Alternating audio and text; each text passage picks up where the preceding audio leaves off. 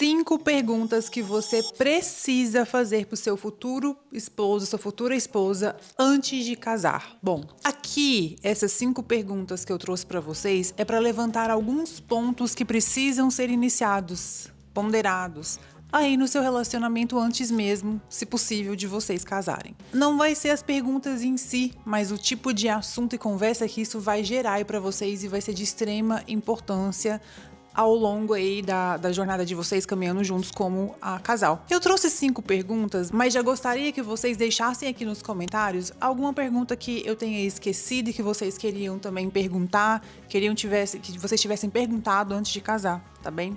Vamos lá. Primeira pergunta. Amor, teremos conta conjunta ou separada? Aqui a ordem que eu vou falar as perguntas não tem muita diferença, tá? Não é que a primeira é mais importante, não tem muita diferença. É mais sobre o tipo de conversa que isso vai gerar para vocês, para você conhecer melhor a pessoa. Por quê? O que mais causa divórcio hoje em dia depois da traição, são as finanças, traição financeira. Então, esse tipo de assunto é importante que você traga ele aí pra mesa, pra conversa de vocês no dia a dia, pra já entender ali como que o outro funciona, como que o outro lida em relação a dinheiro, quais são os comportamentos dessa pessoa. Então, essa primeira pergunta, conta conjunta ou conta separada, Nai, qual que é o certo? Qual dos dois que eu devo ter? Não tem uma regra, tipo assim, todo casal tem que ter conta conjunta. Não existe regra. Quando a gente fala de finanças, de dinheiro, isso é uma questão muito particular e tudo depende do contexto ali de cada pessoa, seja de forma individual, quando a gente estamos falando de casais, né? Então, é muito particular. O mais importante é que vocês estejam de acordo e use aí o método que funciona para vocês. Então, se conta conjunta, só ter conta conjunta funciona para vocês, tudo bem. E aqui já fica o aviso, tem que funcionar para os dois. Não é que vocês vão conversar hoje, combinou, ficou bom para um, não ficou bom para outro. Não, os dois têm que estar satisfeitos com essa decisão. Então, Nai, por que a importância de perguntar ali sobre a questão de conta conjunta ou separada? Porque depois, durante o relacionamento de vocês, caso não tenha sido combinado isso e cada um tenha sua conta conjunta, o que eu acho importante vocês continuarem aí as contas separadas de vocês, né? Cada um com a sua conta, para fazer as coisas do dia a dia que vocês gostam mesmo, mas para não surgir nenhuma surpresa lá na frente, sabe? Da pessoa querer ficar olhando aqui, julgando, apontando dedos. Então, é importante que vocês tenham essa conversa para entender. Porque se você é a pessoa que de jeito nenhum quer ter uma conta conjunta pro outro ficar olhando tudo que você gasta, e o seu parceiro ou sua parceira faz muita questão, é importante que você já descubra isso agora e já seja conversado agora. Segunda pergunta, e essa aqui eu vejo muito em atendimento na minha mentoria Fluência Financeira, quando eu estou trabalhando com casais, o quanto que isso era importante se eles já tivessem tido um acordo ali, sabe? Feito um acordo desde antes, para não falar assim, mas eu não sabia que ia ser assim. Que pergunta que é essa, Nai? Teremos filhos? E quando a gente tiver filho, como que vai ser a minha licença maternidade? Se você é uma mulher independente hoje, trabalha, tem as suas coisas, tudo do seu jeito, se você casar com a pessoa, for ter filho com ela, é muito importante que você entenda a visão do seu parceiro aí, você homem também é importante que você entenda a visão da sua parceira, sobre quem vai pagar o quê quando a gente tiver filhos ou não, só quando tiver filhos, né? Porque pensa aqui comigo, e isso foi uma pergunta, eu deixei uma caixinha de perguntas no meu Instagram, @NayaraCaixeta, onde eu deixei aberto para as pessoas virem ali colocar quais perguntas que eles achavam importante, né, sobre conversas que são importantes ter antes de casar, mas eu falei mais voltado para a área das finanças. E essa pergunta veio de um homem, porque ele me contou o seguinte, ele falou assim, Nai, hoje ele é separado, divorciado, não deu certo o casamento por causa de questão financeira, mas ele mencionou que quando ele casou, ele não sabia que a esposa dele, a futura esposa dele, tinham gastos tão altos ao ver dele. E aí, quando eles casaram, que eles foram ter o primeiro filho, que ela tirou off, ele afastou do trabalho por um tempo, ele não sabia que teria ali $5.000, no caso, a mais nas contas dele para bancar dela. Então isso gerou uma confusão danada, não entraram num acordo e o casamento acabou, teve fim, infelizmente. Então pensa comigo, se você hoje, mulher, tem os seus gastos, sua unha, cabelo, depilação e seus hobbies e tudo mais, e quando você casar, você quer continuar com isso tudo, mesmo que você vá parar de trabalhar, é importante que você converse com o seu cônjuge sobre isso e que ele saiba que tipo de gasto é esse. Porque o que eu mais vejo por aí são mulheres E homens também, né? Homens que se dizem ser o provedor, só que ser provedor para eles é só pagar o básico. O arroz, o feijão e a conta de luz. Mulher, eu sinto muito te falar. Se o seu marido é provedor, mas ele provém, ele está provendo só as contas básicas do dia a dia, você não pode fazer a sua unha, você não pode fazer o seu beach tênis, você não pode fazer sua aula de dança, ou seja lá o que você gosta de fazer, se sente desconfortável toda vez que você vai pedir dinheiro para ele ou justificar algum gasto que você teve com seu próprio dinheiro, tem alguma coisa errada. Tem alguma coisa errada. Por isso que é muito importante já alinhar isso desde o começo. Porque se você hoje, mulher, tem um gasto aí, um custo com você mesma, e não tem nada de errado aqui, tá? Não existe certo ou errado. Cada um funciona de um jeito. Então, se você, mulher, hoje, tem um custo de vida aí com seus mimos, suas coisas que você faz no dia a dia, você se banca, e são $5.000, ou reais, enfim. E quando você casar e for ter filhos e for ficar afastada do mercado, né, afastada do trabalho por um tempo, 1 ano, 2, 3, que seja, é importante que o seu esposo saiba que ele vai ter esse custo aí no dia a dia a mais do que ele tem hoje, com as coisas da casa hoje. Para depois não virar aquela confusão, aquela briga, mulher, mas você usou o cartão de crédito e passou do meu limite aqui do meu orçamento, não sei o que lá. Então converse sobre isso hoje. E também, independente de valores aqui, de custo, é importante que vocês já tenham muita clareza de tipo assim, nossa, então ele espere que eu não pare de trabalhar. Mesmo com as crianças, eu vou ter que trabalhar para sempre. Ou, tá tudo bem, eu também concordo com isso. De novo, não tem certo ou errado. O importante é vocês estarem alinhados com a expectativa ali um do outro. Terceira pergunta, e essa aqui também é muito importante. Eu acho que não só você perguntar para a pessoa, mas você perceber isso nas ações do dia a dia da pessoa. Que pergunta que é essa, Nai? Como você age diante de conflitos e decisões financeiras, de dificuldades financeiras? Essa pergunta também veio de homem. Por quê? Eu acho que ele, no momento, teve um momento no relacionamento que ele teve os traumas, né, gente? Quando a gente entra no relacionamento, a gente já vem com a nossa bagagem, sabe? Igual o Chaves lá, com a bagagem dele. E essa bagagem pode vir traumas e várias outras coisas. Coisas boas, coisas não tão boas assim.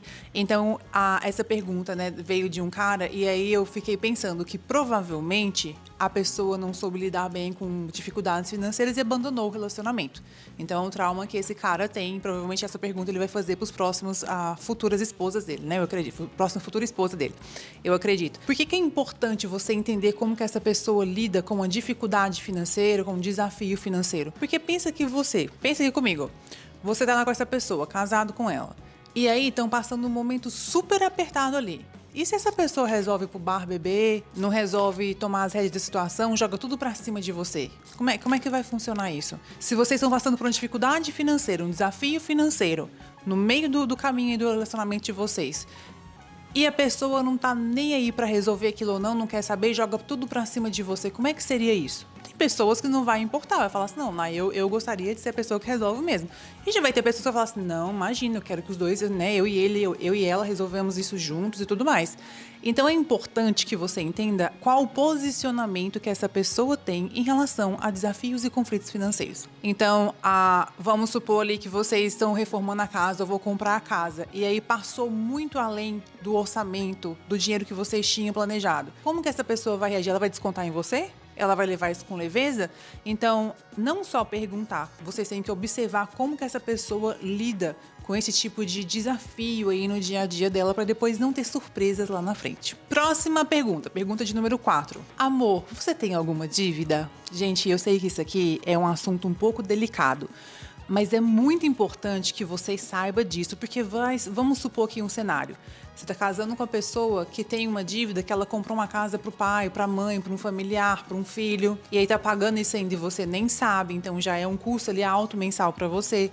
Ou vamos supor que essa pessoa fez um investimento altíssimo num lugar aí e vai ficar devendo isso por 30, 40 anos. Ou talvez a pessoa é uma pessoa que não tem educação financeira e tem dívidas e dívidas de mais de 200 mil aí num cartão de crédito, de coisas à toa que essa pessoa foi comprando no dia a dia. Então é muito importante que você saiba se essa pessoa tem dívida ou não, porque quando você casar, essa dívida vai se tornar sua também. Sim, senhora. Sim, senhor.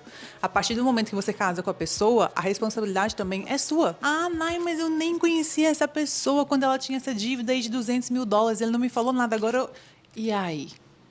E não só é importante você descobrir que dívida tem, quanto que é essa dívida, mas também como que a pessoa pretende pagar ela. Porque isso vai atrapalhar muito, se a pessoa tiver uma dívida grande e não souber nem como vai pagar, vai atrapalhar muito os planos futuros de vocês. Se vocês pretendem comprar uma casa juntos, por exemplo, a dívida é como uma âncora nos planos de vocês, nos planos futuros de vocês. Porque toda vez que vocês tentarem fazer um planejamento ali com um valor todo mês, vai ter a âncora da dívida ali no pé de vocês, impedindo de vocês avançarem mais rápido até a conquista desse objetivo, desse plano que vocês têm, desse sonho. Isso seja uma viagem, seja a compra de uma casa, trocar de carro. Enfim, mudar de cidade, estado, país. Por isso que é tão importante entender que dívida é essa e como que a pessoa fez essa dívida também. Porque tem muita diferença. Essa pessoa tem, sei lá, 200 mil de dívida, mas ela fez por causa de um investimento, né, do trabalho. É uma coisa. Agora, essa pessoa tem 200, 300 mil de dívida porque estava comprando relógio, bolsa, sapato ou algum outro tipo de gasto supérfluo, né? Porque supérfluo depende muito. Aí é diferente, né, minha gente? E se ela continua gastando dessa forma descontrolada? Entenda essa parte da dívida, porque a dívida vai se tornar sua também. Quinta e última pergunta. E essa aqui também anda assim, ó, acompanhadinha, juntinha com a pergunta anterior sobre dívidas. Que pergunta que é essa, Nai? Amor, você tem algum vício? Aqui a gente tá focado na parte financeira, mas falando de vícios em geral, é importante que você observe, saiba se a pessoa tem algum vício antes de você entrar no relacionamento com ela, né? Antes de casar, de ter esse compromisso com a pessoa. Por quê? Pensando pelo lado das finanças. Vamos supor que a pessoa tem algum vício em jogos.